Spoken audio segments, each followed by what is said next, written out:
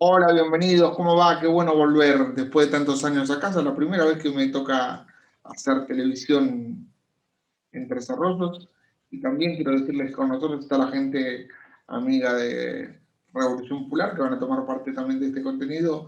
Y tenemos también, por supuesto, al Bucle, que es nuestra nave insignia en las redes, www.elbucle.com.ar. Ahí encuentran todo nuestro contenido, incluso el que va a ver el día de hoy. Hoy tenemos un programa cargadísimo. Por supuesto, el agradecimiento de siempre a Navier Oliva, que hace que esto sea posible de la mejor manera y en un segundo logra cambiar todo el mundo, al señor Juan Asenjo y a la gran Rocío Duarte, que hacen un trabajo enorme para que este programa tenga la potencia que va a tener a partir del día de hoy.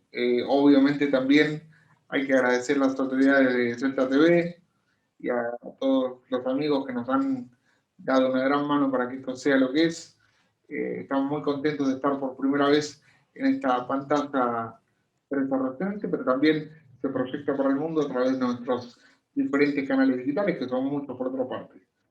Hoy, para empezar y para arrancar como debe ser, vamos a hablar en forma exclusiva eh, con el viceministro de Salud de la provincia, en exclusiva para este programa.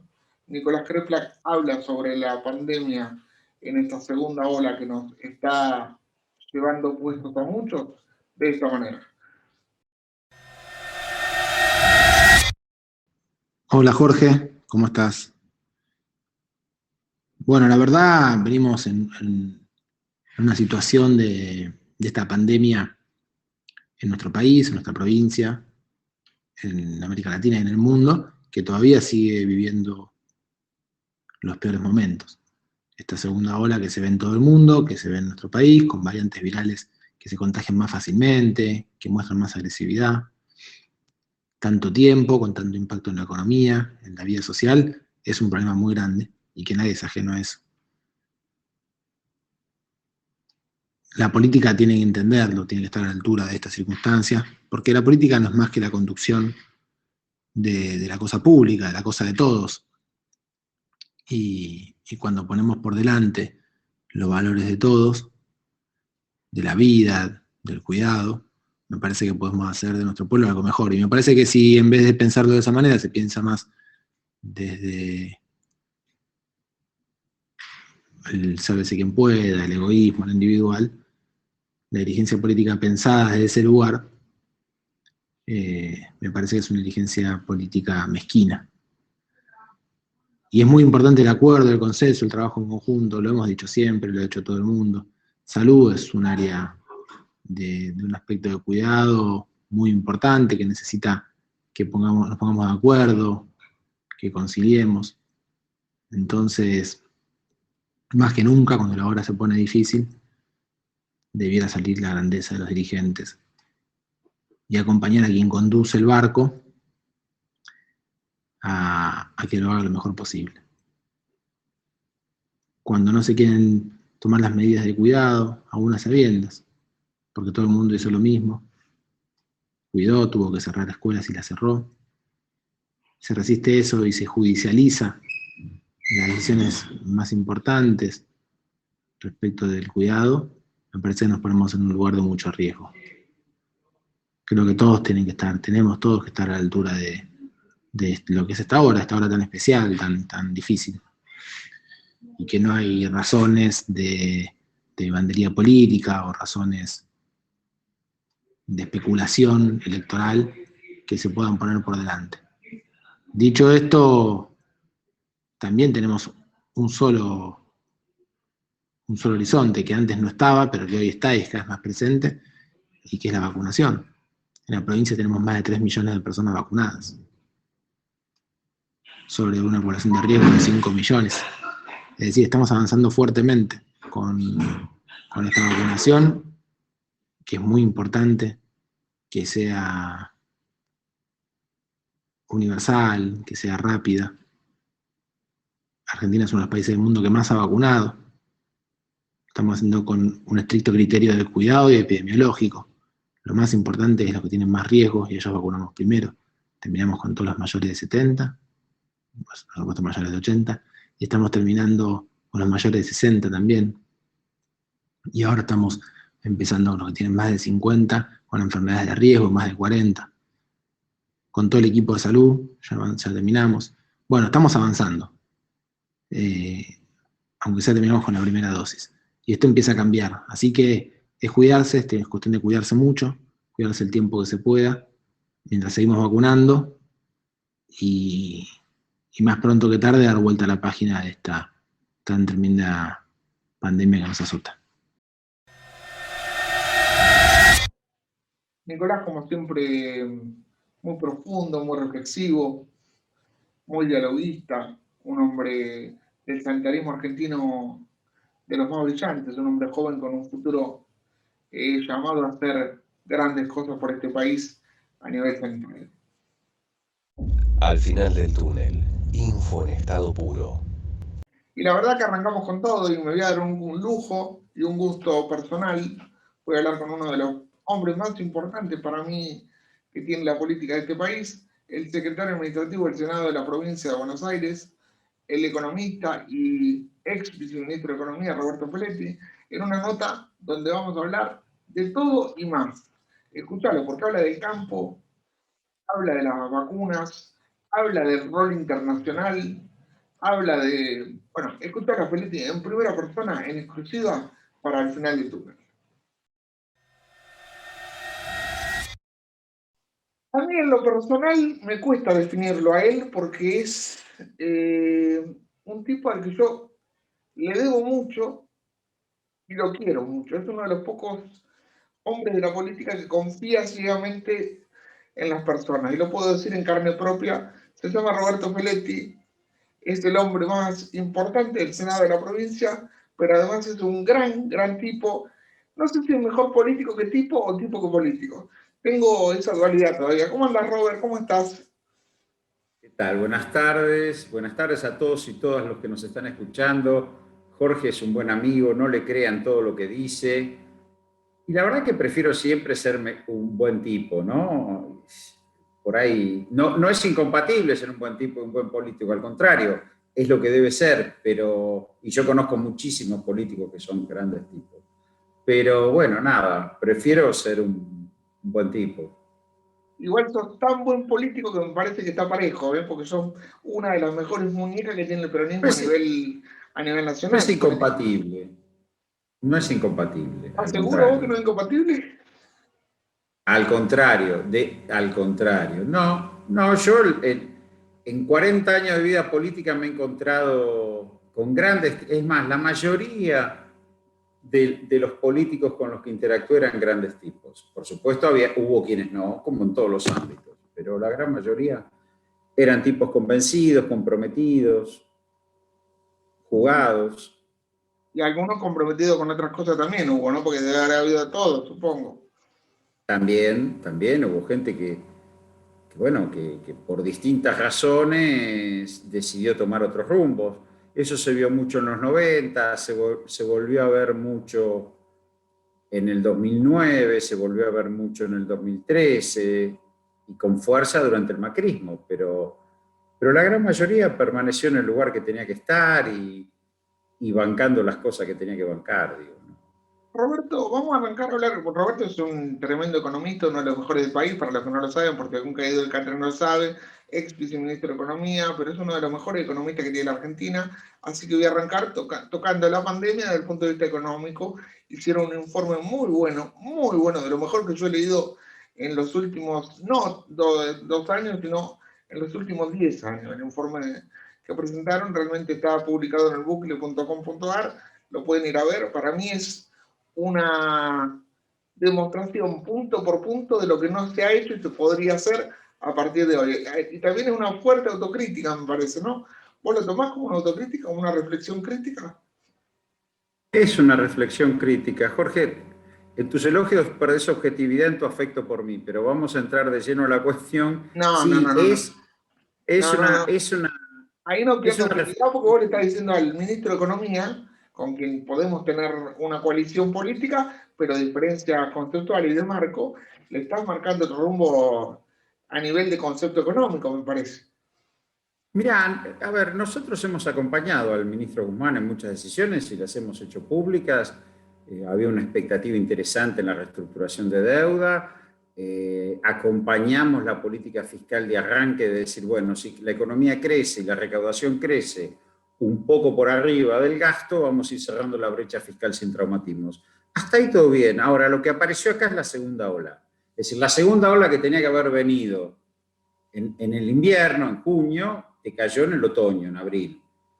Vos no pudiste ampliar, no por culpa tuya, sino porque se te adelantó la masividad de vacunación en los grupos vulnerables, que eso te hubiera bajado la demanda sanitaria, te hubiera bajado la presión sanitaria, y obviamente las restricciones que pones impactan en la economía. Entonces, esa política fiscal hay que cambiarla, hay que modificarla, y hay que plantearse lo que en la jerga se llama plata en la calle, es decir, hay que plantearse asistir a los grupos vulnerables, darles espacio, decirle, bueno, quédate en tu casa pero tenés un piso de ingresos. Me parece que eso está planteado en el informe y yo creo también que se abre una discusión que hasta ahora no estuvo planteada, pero me parece que ahora está tomando un carril importante, sobre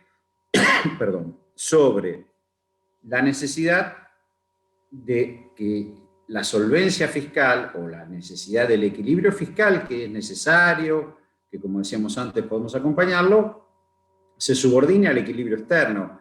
Vos vas a tener menos presiones fiscales, muchas menos presiones fiscales, si el Banco Central acumula reservas. Y esto, a pesar de la reestructuración de la deuda, a pesar del control de cambios, a pesar del superávit comercial, no está ocurriendo. Y eso es lo que también lo fuerza al ministro a decir, bueno, tengo menos margen, tengo que ajustar el gasto. Entonces nosotros decimos, bueno, no es un momento para ajustar el gasto, y además hay que mirar mucho el sector externo.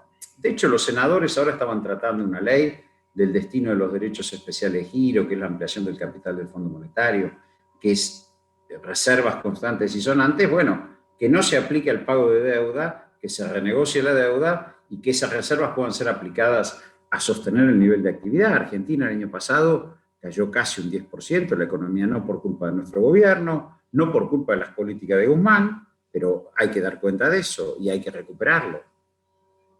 Sí, ahora yo voy a otro lado con eso.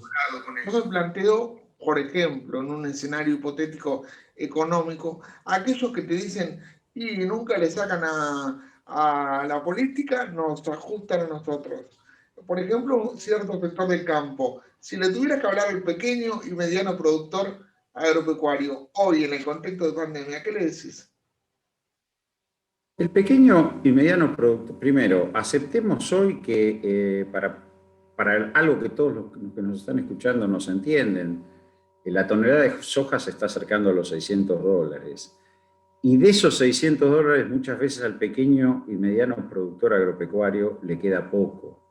Es cierto, digo, me parece que ahí hay una discusión de consenso entre el pequeño y mediano productor agropecuario con el Estado para asegurar que esta renta agropecuaria, que es muy grande, que el grueso se queda en el precio de la tierra, tenga otro rol y tenga otro destino. Y también, y aquí quiero tomar algo del Consejo Agroindustrial Argentino, que se viene planteando en la Argentina desde la década del 40, pero que me parece que asume otras realidades hoy, que es la necesidad de industrializar parte de la renta agropecuaria, es decir, de avanzar a un modelo agroindustrial más definido. Creo que son las cuestiones, si yo tuviera que hablar hoy con los pequeños y medianos productores agropecuarios, les diría dos cosas. Que miren mejor al Estado, porque es el que más los puede ayudar para que esa enorme renta agropecuaria que hay hoy pueda volcarse a su actividad. Y segundo, que empecemos a pensar que para que la Argentina pueda estar integrada, es necesario que parte de esa renta agropecuaria se industrialice. Esto es una discusión que viene de larga data, inclusive, como te digo antes, hay un sector del conglomerado agropecuario que está planteando eso. Háblame, en el contexto de esto mismo, háblame de la necesidad de la foto política de las últimas horas. Digo, la foto de la unidad, como se la denominó, y de ahí te llevo a la justicia. ¿Por qué necesitamos una foto para que se sepa la unidad? Mira, yo creo que más que una foto para que se sepa la unidad, fue mostrar que el gobierno está gobernando, que el gobierno va a gobernar y que tiene una coalición que ha ganado una elección en el 2019 por amplio margen, unida y dispuesta a llevar adelante sus políticas. Lo que estamos enfrentando acá, y esto hay que reflexionar mucho por esto, no lo digo yo, lo dice uno de los intelectuales, en mi opinión, suramericanos más importantes como Álvaro García Linera, las fuerzas populares que han refluido rápido tienen políticas más moderadas que lo que fueron los primeros 15 años de este siglo.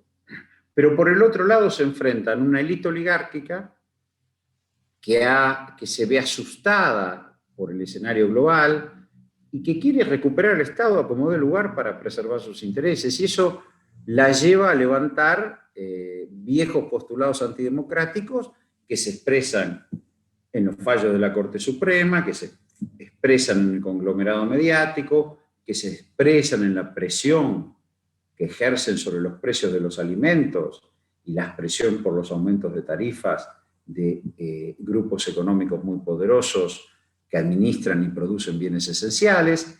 Entonces, el gobierno está enfrentando, en medio de la pandemia, una acción que no es ir a discutir en las urnas. Si uno mira la oposición política, la oposición parlamentaria, no tiene propuestas ninguna. Ha dicho que las vacunas no servían, ahora reclama vacunas. Ha dicho que el aislamiento no servía, ahora cuestiona que el aislamiento tiene que estar, pero con presencialidad en las escuelas. Digo, pero detrás de eso, ¿qué hay? Hay un fallo de la Corte que cuestiona un DNU de un gobierno legítimo y constitucional. Hay acciones concretamente de presión desestabilizadora, como digo antes, en los precios de los bienes esenciales. Y bueno, y eso va llevando a que la coalición también tenga que mostrar fuerza. Si Clarín te pone una tapa con los miembros de la Corte como si fueran de ellos, bueno, es lógico mostrar en Ensenada la potencia de nuestra coalición, la potencia de nuestro gobierno, las fuerzas de nuestro gobierno, porque te llevan a eso, no te llevan a discutir la política en los ámbitos de la política, sí, que serían el Parlamento, que serían los lugares de encuentro político, que serían los medios, si no tuvieran una política absolutamente sesgada. Entonces, en ese escenario donde se recurre a un poder que es opaco, que es un poder constitucional opaco, porque no se sabe la trazabilidad de las causas, no se sabe cómo designan personal, no se sabe cómo manejan su presupuesto, y que además no lo vota nadie, a quebrar un orden institucional, bueno, estamos en un escenario difícil. Entonces también es necesario mostrar la fuerza de nuestro gobierno. Y creo que estuvo bien y lo comparto.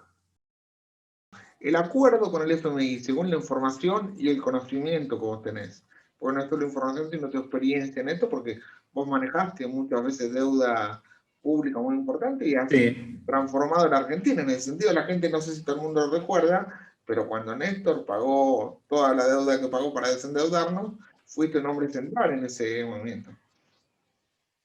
Sí, yo creo que más, sí, uno tuvo muchas movidas, no quiero atribuirme cosas que...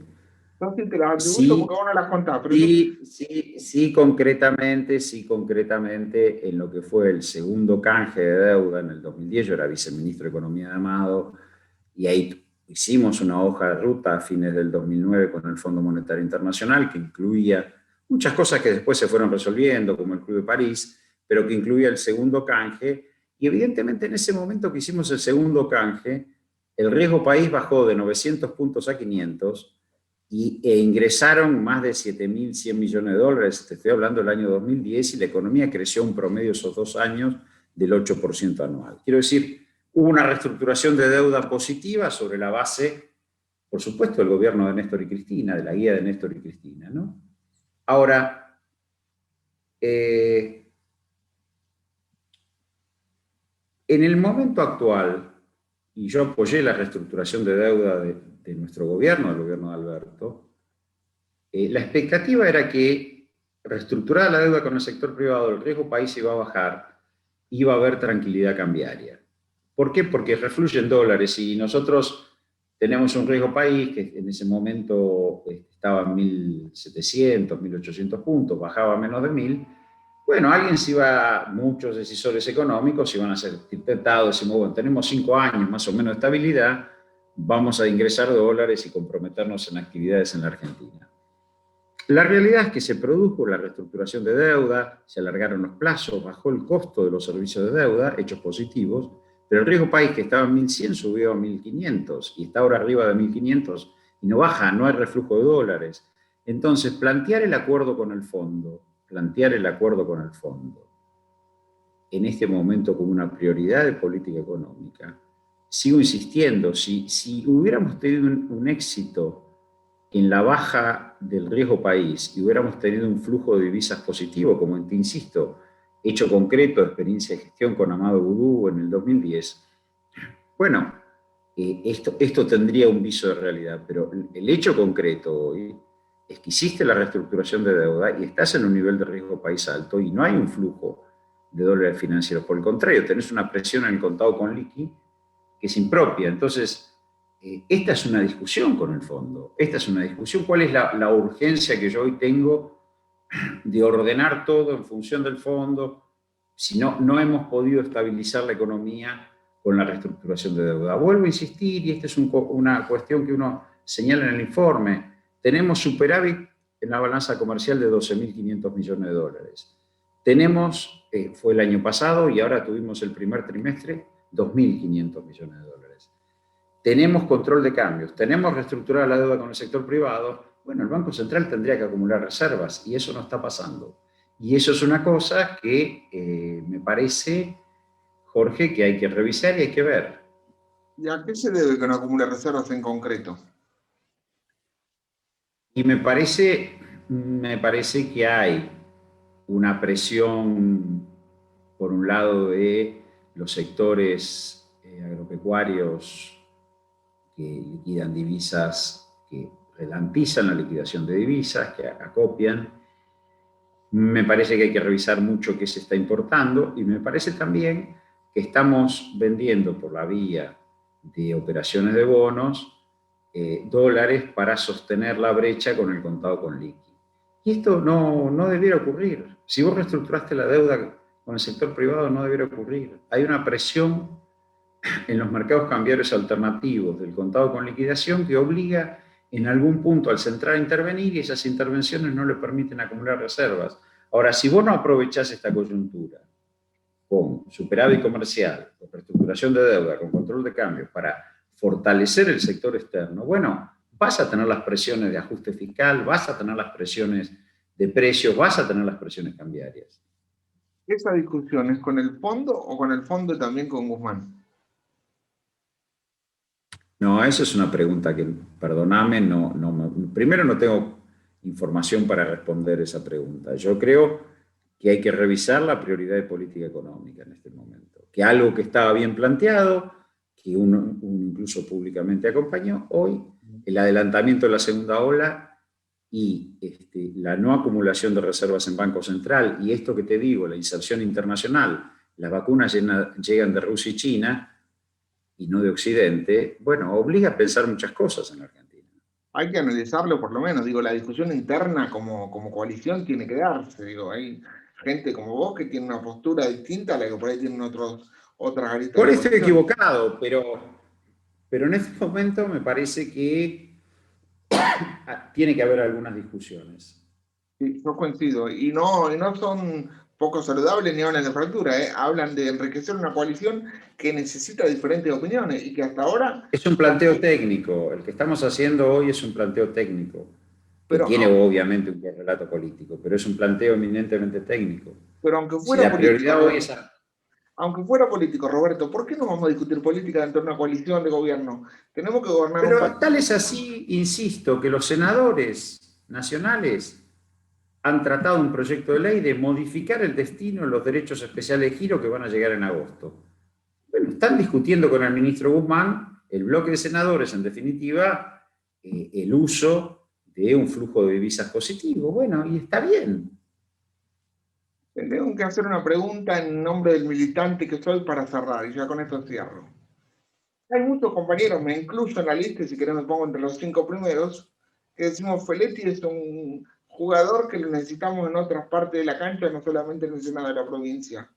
¿Vos estás para jugar en otro lado o simplemente nos tenemos que conformar con un rol que lo haces muy bien, pero que te queda por ahí, te sobra juego para ciertas cosas, ¿no? Lo digo yo, Hablalo lo con decís vos. Verónica. Hablalo con Verónica Magario, eso. Pero con todo gusto, Verónica, te lo digo públicamente, Verónica, estábamos desperdiciando nuestro mejor número 5, Verónica. No, eso hablalo con Verónica Magario, Sí, que ha tenido la gentileza de permitirme que la acompañe estos últimos 5 años. ¿Vos sentís que Axel y Verónica son, después de Cristina, los más vapuleados por cierto entorno mediático de la derecha? Sí, y no en vano Cristina los presentó cuando presentó la fórmula, Jean Merlo, me acuerdo de haber estado, como los cuadros generacionales de renovación del proceso político que se había iniciado en el 2003. Yo igual sigo esperando ver la carita de Feletti en algún momento en más lugares. No digo que deje ninguno, sino que ganes otros, porque son muy importantes. Gracias por el tiempo y cerrá como vos quieras. No, solamente agradecerte a vos, has sido excesivamente conceptuoso. Yo no tuve tantas influencias en algunos casos, como fue el pago al fondo, y tuve muchas más por ahí en las reestructuraciones de deuda del 2010 y en las políticas del 2011, porque no me gusta por ahí decir cosas que no son. Es cierto que hay una trayectoria larga en el quehacer económico. No, agradecerte el reportaje y gracias por permitirme hablar distendido en este viernes a la tarde. Es muy... Contundente, Roberto, ¿no? Contundente en sus dichos, aplomado en sus formas, pero con una solvencia realmente destacable y para tener en cuenta que esa calidad de dirigente es la que hace que la provincia de Buenos Aires esté hoy en el lugar donde está, a diferencia de donde venía. Realmente pero muy importante el rol de hombres como Feletti en esta realidad provincial y nacional. Roberto se ha llamado a ser uno de los hombres que van a transformar esta Argentina. Al final del túnel, info en estado puro. Dalbón, un tipo querible, un tipo que tiene fama de duro, fama de un hombre mediático, fama de un montón de cuestiones, sin embargo un hombre que defiende con convicción y con mucha pasión sus ideales, pero que es un tremendo abogado y una mejor persona. Nos dejó una nota en exclusiva para el final del túnel.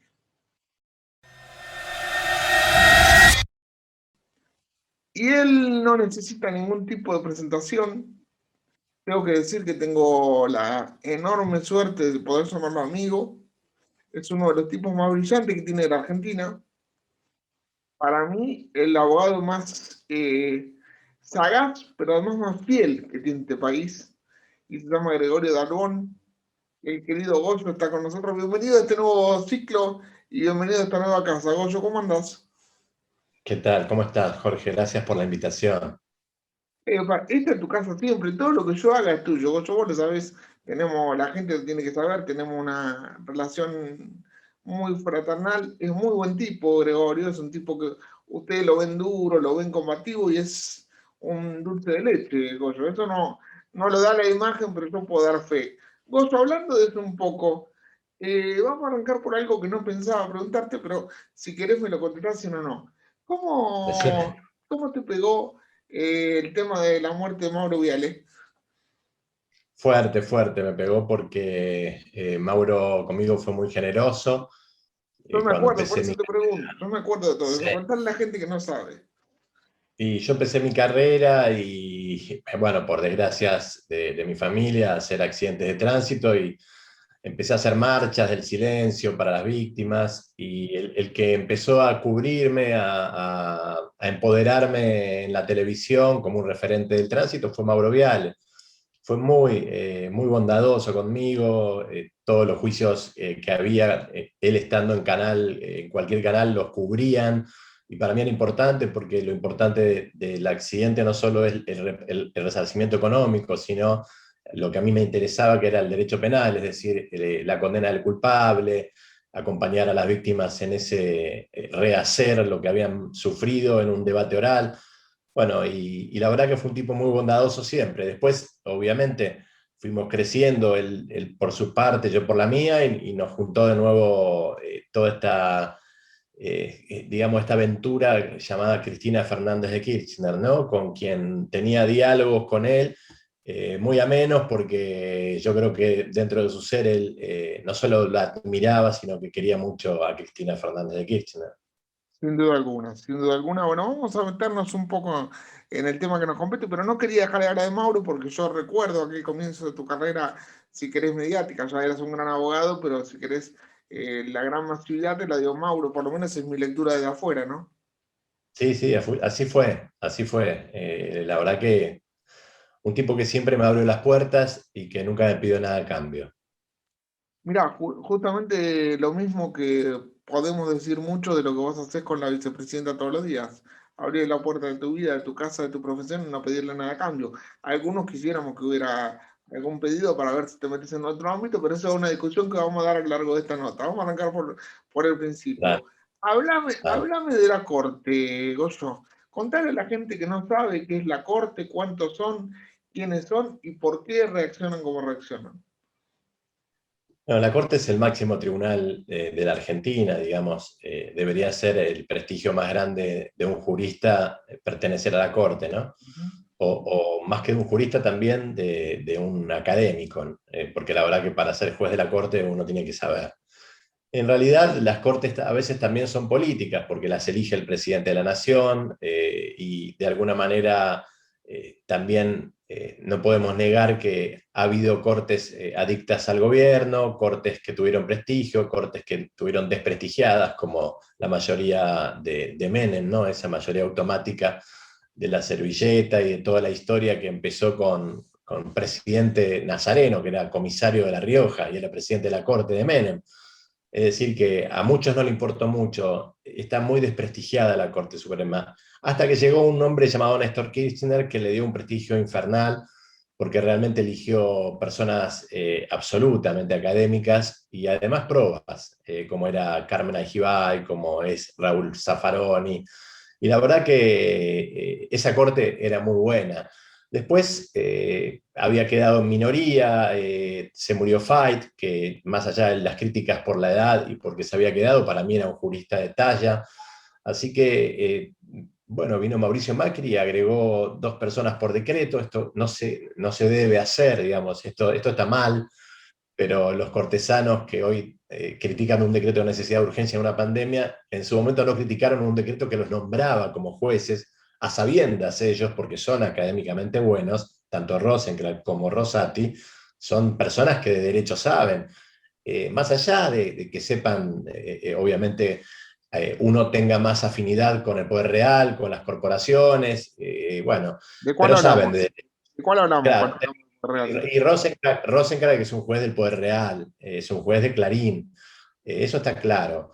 Pero bueno, también él sabía de la Constitución que debería haber entrado, obviamente, con el pliego del Senado y no de ninguna manera de la manera en que entró. Por eso después se fueron para atrás y volvieron a hacer todo el mecanismo de vuelta. Para darte una definición de la Corte, es eso. Hoy es una Corte que está disociada con la sociedad.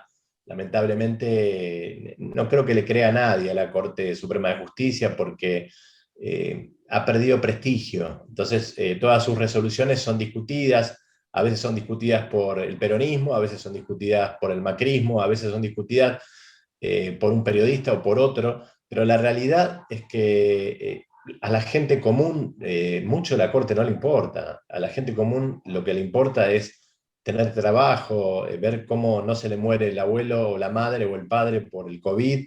Y me parece que ha quitado el foco la Corte haciéndose eco de lo que los comunicadores, algunos comunicadores, bueno, utilizan como un poder real nuevo, ¿no? Un poder democrático nuevo que adquiere la oposición al carecer de ideas y al carecer de naturaleza política, buscan a los jueces para tratar de ajustar un poco una oposición que ahora, digamos, está compuesta por jueces y periodistas. Te Digamos que tomo, Patricia Bullrich te y tomo lo Mauricio de, Macri perdón, te no tomo lo de un poder nuevo, pero no sé si democrático, ¿eh? Te tomo lo de un poder nuevo, pero No, no. no, no, no, no, no, no, democrático en el sentido de que, digamos que no son de facto, pero no los eligió el pueblo. No. Entonces, tengamos en cuenta que, bueno, no los eligió el pueblo, pero a veces también nosotros votamos listas sábanas en donde solo elegimos al que está arriba y a veces no vemos el que está abajo. Y bueno, yo creo que en ese sentido no me animaría a decir que no es democrático. Sí que no los eligió el pueblo y que deberían pagar por absolutamente todo tipo de desfachatez jurídica que están haciendo, y tienen la impunidad porque no hay quien controle a la Corte salvo el Consejo de la Magistratura, y la verdad que todavía no tenemos los consensos necesarios como para poder cambiarla, ampliarla o tratar de ver quién es probo y quién realmente ha cometido un delito. Yo creo que la Corte en algunos aspectos ha cometido delitos y debería por lo menos investigarse el delito de prevaricato, que es simplemente hacer fallos en contra del derecho. Los delitos son a instancias de políticos, por ejemplo, vos me hablaba recién de Mauricio Macri y Patricia Bullrich, ¿esta instancia de eso o en otro contexto? No, no, yo hablo directamente del delito de la tipificación de lo que hace un juez. Si un juez hace un fallo que no es acorde a derecho y que es contrario a derecho, está cometiendo un delito de prevaricato. No solo el mal desempeño de sus funciones y el abuso de poder, sino que está cometiendo el delito de prevaricato. Un delito que es difícil de probar porque uno tiene que ir a las instancias inferiores, y generalmente las instancias inferiores, cuando ven al jefe supremo del Poder Judicial, difícilmente puedan juzgarlo con objetividad. Entonces, estamos en una encrucijada muy fuerte, que yo creo que Martín Soria va a ser quien destrabe todo esto con un poquito digamos, de soga y con un poquito de diálogo. Me parece que con las dos cosas, no podemos ser absolutamente dialoguistas, porque está visto que con esta Corte, hablando, no nos vamos a entender, pero tampoco podemos llevarnos por delante a la Corte, porque seríamos igual que ellos, o seríamos igual que la oposición, que se lleva por delante las instituciones. Me parece que hay que buscar un término medio, pero me parece que habría que sancionar por lo menos a alguno de los jueces que evidentemente han cometido este tipo de acto ilícito. Lo de la Corte con el gobierno de Alberto con respecto a las clases, ¿qué significa eso? Mira, me parece que la Corte no quiso lastimar al gobierno de Alberto, sino que la Corte quiso decir, todavía estamos vivos. Yo creo que tienen mucho miedo. Y de alguna manera ven en la reta, en una posibilidad cierta de sostenerse. La Corte está fallando con temor porque obviamente dejaron los dedos marcados en todo lo que hicieron durante el macrismo. Pero Me parece que lo que... si existe republicanismo, si existen los tres poderes y la división de poderes, ¿por qué deberían tener miedo? perdón, ¿por qué Si qué? existe republicanismo y hay división de poderes, ¿por qué deberían tener miedo? No, es que ellos tienen miedo porque tienen, digamos, las manos sucias, para no decir otra parte del cuerpo. Me parece que están aferrados a tratar de ver otro gobierno que venga y que lo sostenga, porque saben que tarde o temprano, con Martín Soria, a través del Ministerio de Justicia, estos jueces no tienen mucho futuro. Esta Corte no puede permanecer mucho tiempo más, algunos por la edad, otros porque han cometido realmente prevaricato y muchos porque obviamente son fundamentalistas de Mauricio Macri, como es Rosenkrantz. Me parece que nos debemos una Corte un poco más federal, una Corte más amplia, con más conocimiento jurídico y no con el que tienen, que es muy pobre. Hoy estamos en manos de 3 personas, porque de 5, 3 son mayoría. Entonces, ¿qué van a manejar la pandemia de la Argentina 3 personas que además no saben nada de salud pública, que saben solamente de derecho y algunos digamos, de derecho privado, otros de derecho público, pero no saben de mala praxis médica, ni han pedido una consulta al cuerpo médico forense para analizar una pandemia? Vamos a estar en toda la Argentina, los 45 millones, en manos de 3 personas que son abogados. A mí me parece que en ese sentido hay una equivocación muy grande, y me parece que lo que hicieron fue tratar de quedar bien con Larreta, por las dudas, por si Larreta el día de mañana puede competir, pero es un intendente Larreta. Lo Es digo como yo, que hayan quedado bien lo digo con yo, Juan no lo decís Chizabalén. vos. Lo digo yo, no lo decís vos. Alberto fue muy blando con ciertas cuestiones que hoy que le judicializan. No, Alberto no es blando. Lo que pasa es que Alberto no se salta una página de la Constitución. O sea, es un hombre que tiene tapa y que tiene hojas. Y cuando terminan las hojas, cierra la tapa. No va a hacer nada que esté por fuera de la Constitución. Realmente es un republicano en serio. O sea, no es en joda. No es un tipo que pueda ir a putear a la Casa de Gobierno como hizo Burrich a Olivos.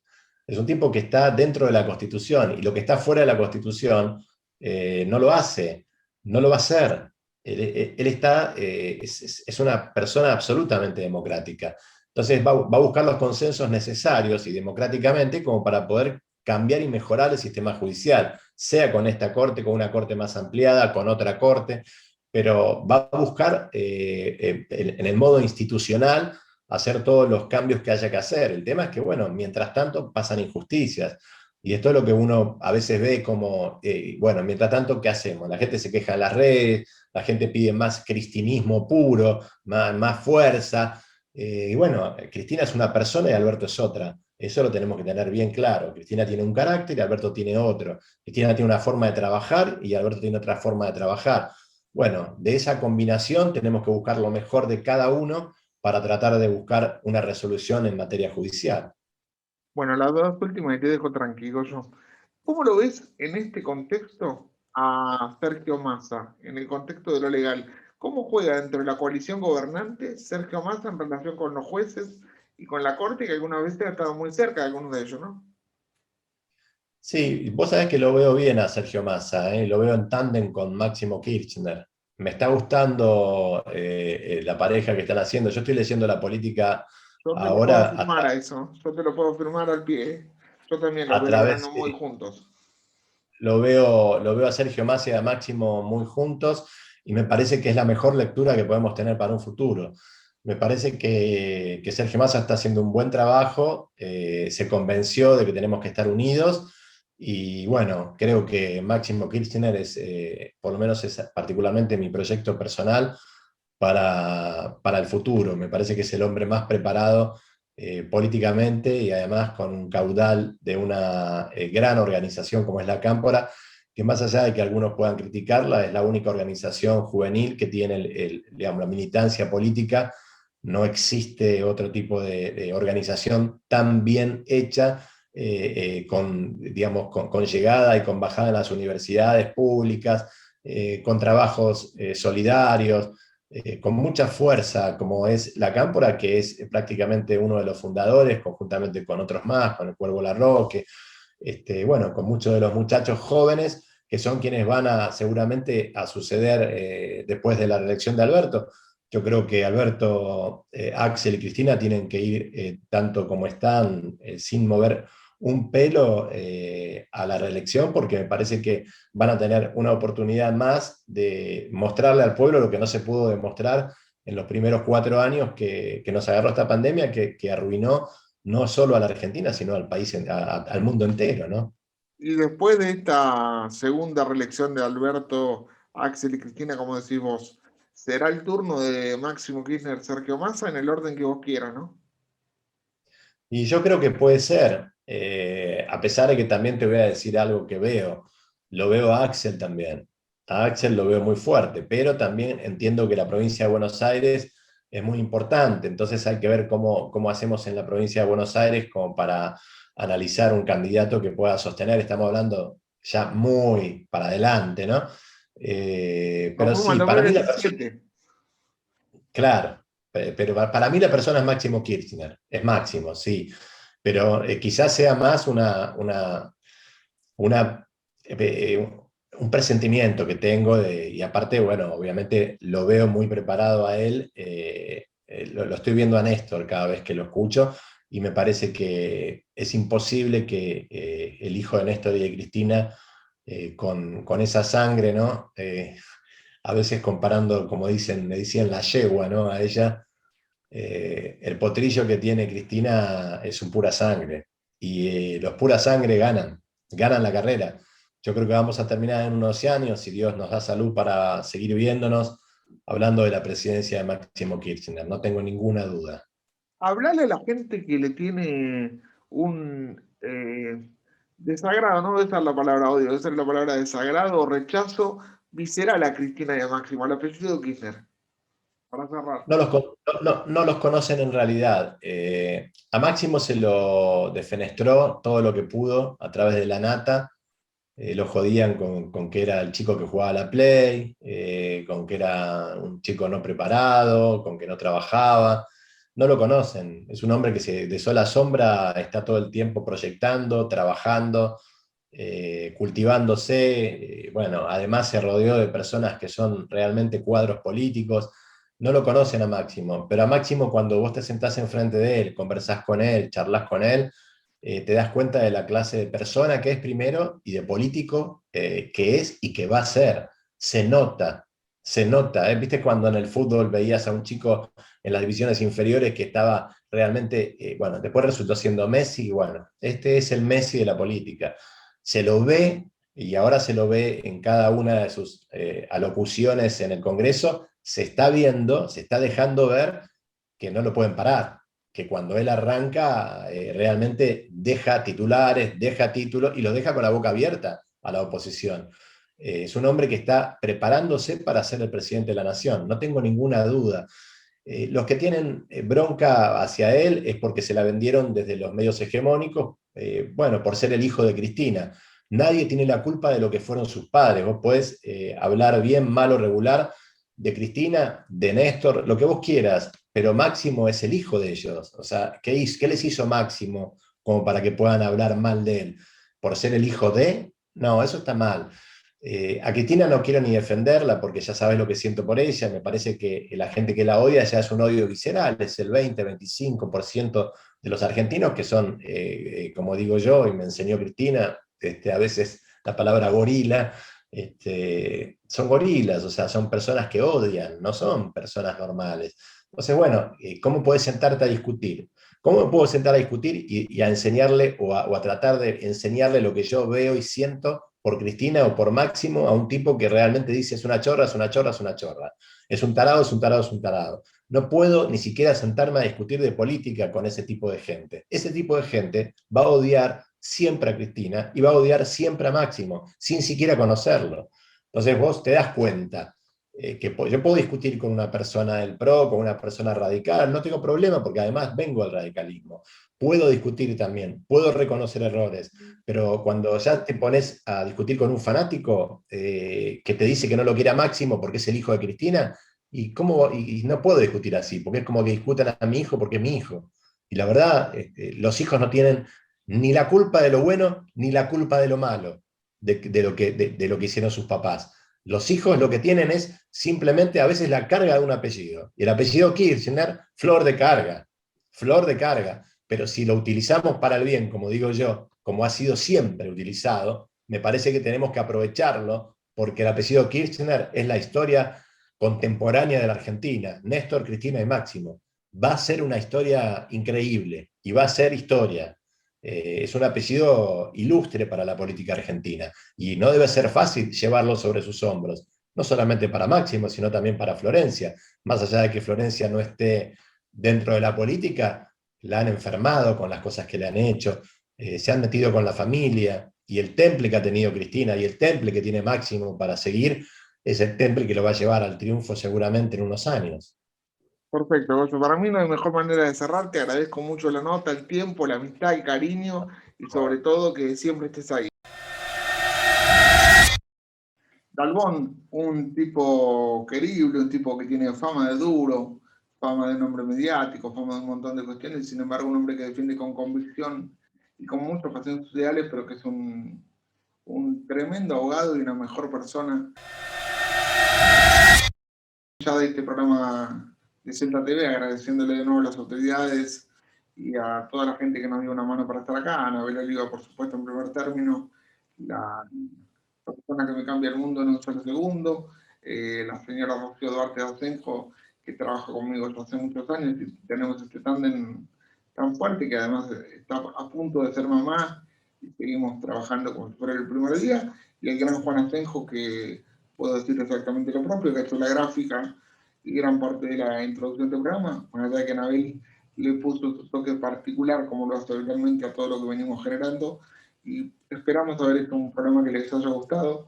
Agradezco mucho a todos el lugar. No puedo irme de mi vuelta a Tres Arroyos sin nombrar a el hombre que primero me puso frente a una cámara, que se llamó Ricardo Storti, y por supuesto a mi referente histórico en lo que tiene que ver con la radio, el gran Licho Kramer. Son los dos recuerdos que cuando hablo de comunicación y de desarrollo se me vienen a la cabeza sin duda. Dicho esto, diría un conductor conocido de señales nacionales, tengo que empezar a contarte que hay una lucha sin cuartel por la presidencia de la UIA. Daniel Funes de Rioja, el hombre fuerte de las corporaciones, apoyado por Techín, contra Miguel Ángel Rodríguez, el hombre de Sintepla. Son los dos vertientes que luchan para manejar la Unión Industrial Argentina. Y va a ser una lucha que va a definir muchas cosas, porque son el verdadero poder el que se debate en este sentido por fuera de la política, ¿no? Lo que algunos llamamos el poder real, que obviamente tiene expresiones más visibles en el caso del Grupo Clarín, que por supuesto apoya a Funes de Rioja junto con todo el conglomerado mediático. Esto no está ni bien ni mal. Te estoy dando información de lo que va a pasar en las próximas elecciones de la Unión Industrial Argentina. Hoy me dicen que el candidato con más fuerza, obviamente, Funes de Rioja. Veremos cómo esto afecta a la relación del gobierno con la Unión Industrial Argentina. Por lo pronto, hace algunos días los sindicatos se juntaron con el presidente para tratar algunos temas prioritarios. Algunos se están acordando alguna paritaria en muy buenos números, según me cuentan, y va a seguir esto pasando en los próximos días y te lo vamos a ir contando. Y en la política, en el subterráneo de la política, lo tenés a el actual gobernador de Córdoba, yo le puedo decir ex porque no tiene reelección, el famoso gringo Schiaretti, que parece que va a jugar una carta presidencial. Todavía no es público, esto todavía es una información que si te la preguntaste la van a negar por todas partes. Nosotros tenemos de primera mano que Schiaretti tiene intenciones de ser una opción para, como ellos lo llaman, un peronismo moderado, como algunos lo llamamos, la opción más funcional para ciertos grupos económicos. Esta opción no es ninguno de los dos extremos que se conocen.